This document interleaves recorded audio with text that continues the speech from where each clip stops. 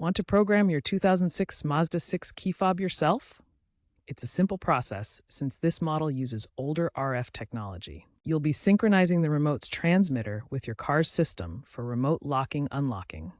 No special tools are needed, just your key and the fob. Remember that this method works specifically for 2006 Mazda 6 models.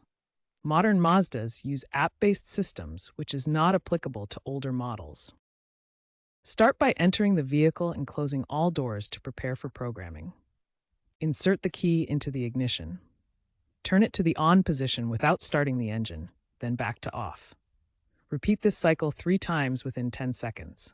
Timing is critical, so complete each step quickly. Exit the vehicle, then re-enter. Repeat the ignition cycle 1 more time. Press any button on the new key fob. The vehicle's lights should flash to confirm successful programming. Test all the fob's functions, like locking and unlocking. If you have additional fobs to program, repeat from pressing the button. Remember, a fully charged fob battery is essential for success.